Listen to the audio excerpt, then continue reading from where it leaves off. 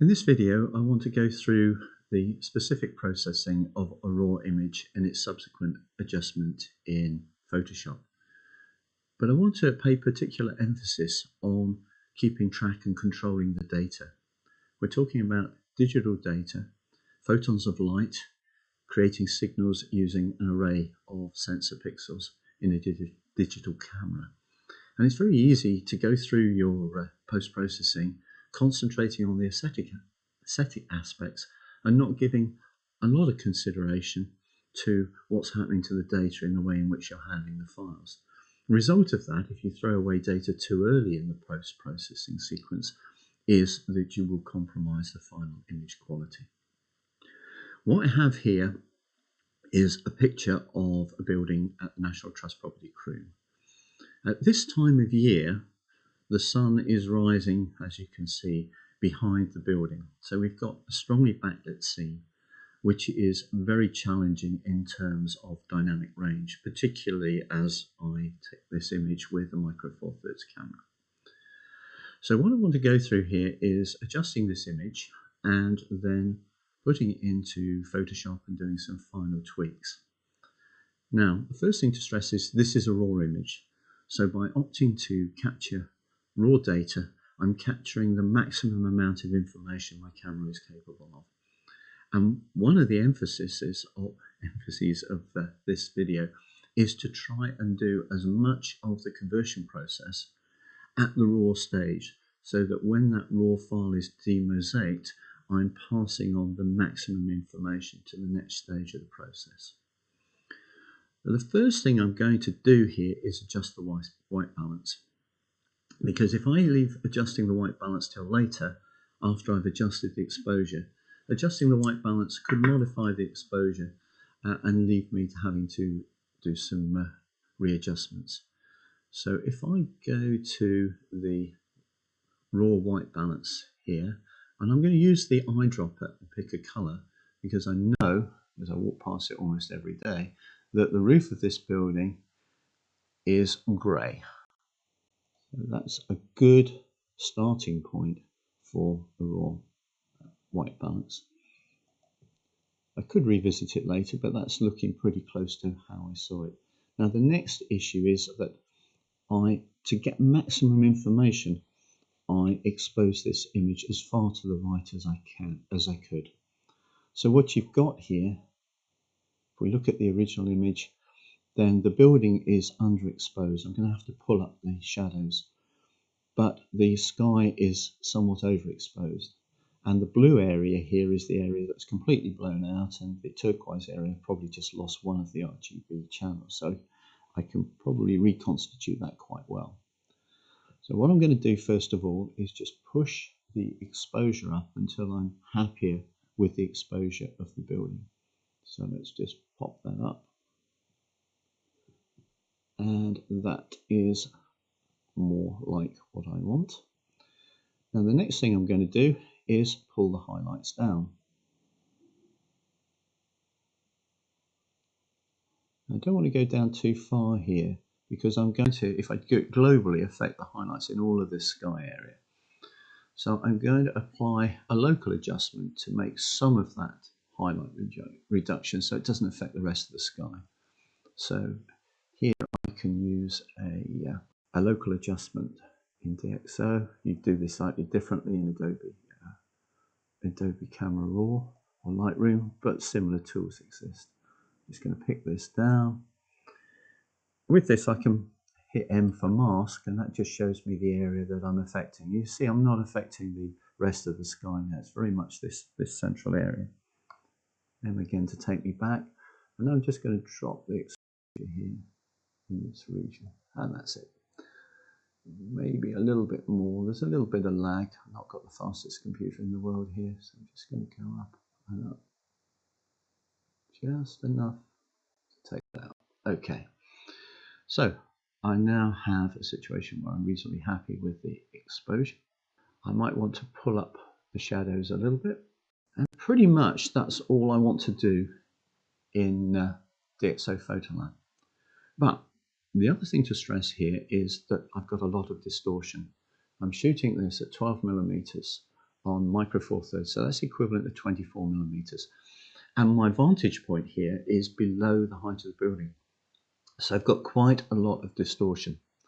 Now I could correct this in DxO Photolab, and I'm just going to show the effects of doing that very roughly.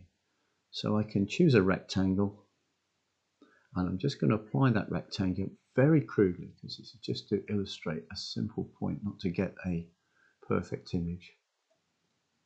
So just put it into here and hit apply. And now you can see it's adjusted it. In fact, for a very rough selection, it's not done too bad a job at all. But the key thing to point out here, and why I don't do this at this stage, is if we compare and look at the corners here, look how much data I've lost around the edges of the scene by doing that adjustment. Now, does that matter? Well, the issue really is that that data is potentially very useful when it comes to any machine learning based routines, AI routines, whether they be noise reduction, whether they be sharpening, or whether they be upscaling. And if I do that conversion here, I am losing that data. So I don't want to do that. Go back here and reset that. And you can see again, this shows probably more clearly just how much data I've actually lost if I do that perspective correction at this point. So I'm going to reset that.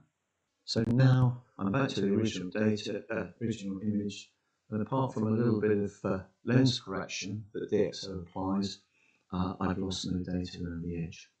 Now, what I'm going to do is export this to Photoshop, but I'm going to use the built-in noise removal, because by using the noise reduction at this stage, it actually applied as the image is demosaicked. Again, it's giving the image the most of the routine, the most image data to work with to actually assess and remove the noise. So if I right click now, it gives me the option. I've set this up to export to application. I'm exporting to Photoshop CS5 as explained in my previous video. I'm exporting it as a TIFF, and I'm exporting it as 16-bit. Now the file was manipulated in Photolab in 16-bit. And if I pass it as 16-bit, I'm passing out the maximum amount of information. So I've hit export. So here we are in Photoshop. This is version CS5, and I'm going to make a few adjustments here. The first thing I'm going to do is to look at sharpening the image a little bit. So create a new layer, filter, and here we have Topaz Labs, Sharpen AI. And particularly I'm interested in where I've actually had to lift the highlights quite a bit. I've lift the shadows quite a bit. I've taken out the noise with Deep Prime, but that may well have softened the image. So what I'm going to do is I'm going to go too soft, normal for this, and I'm going to apply. And it won't make a lot of difference, but it will slightly sharpen this. People worry a lot about retaining shadow detail, but the shadow in this is really not the major issue here. And it's not an area of the image that people are going to pay a lot of attention to, but we do a little bit to improve it. Now again, this is a machine learning based package, AI. I think the term machine learning is probably more appropriate.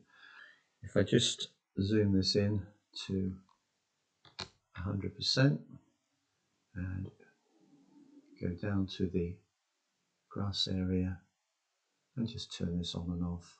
I haven't been too aggressive with this, so there isn't a lot of difference, but subtlety sometimes is the name of the game. The final thing I'm going to do aesthetically, I'm going to use a Nik plugin here. So I've got the Nik plugin suite up here. This is the original Google version, and I'm going to use one of the Color Effects Pro 4 subroutines, Pro Contrast. So I found that is a version of local contrast adjustment, but it does work a little bit with colors, and I think this will probably help with particularly with the grass area. So this is the default, nothing much happening. and I'm going to increase the dynamic contrast. You see that just brings up the grass a little bit, and I'm going to correct contrast. Makes a lot of difference in some images, not so much in others. I think in this case it's probably not as significant. We can sweep across to see what we've got, and it's just got a bit of glow.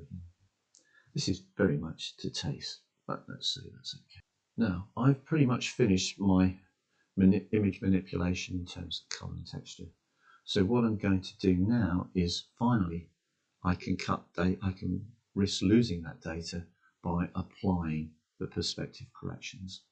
Now, with the latest versions of Photoshop, you've probably got pretty sophisticated perspective control, but I don't have that. So what I'm going to use is the DxO routines for that. Okay, so here we are. I've got the same set of tools as I had in Photolab 5, but as I say, by doing it now, I'm not losing the data in the corners that was important.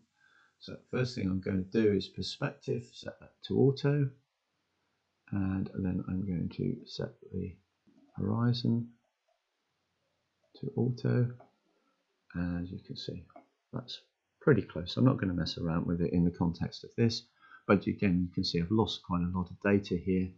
I will set the crop to auto, and bang, there is my image. Perspective corrected. I've lost quite a lot of data that was useful for the conversion, but is probably not critical for the image. And I can hit save, and there is my final image.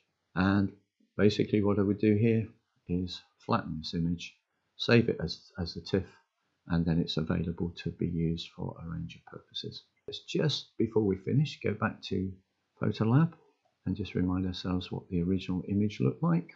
There we are, the original image, blown out highlights, underexposed shadows, and if we switch back to Photoshop, that's the final version. The conversion steps really were quite limited, but the key thing here was the order of the steps to maximize the amount of data that we're retaining during the editing process until we get to the point where we've finished and we can literally crop down to the image we want.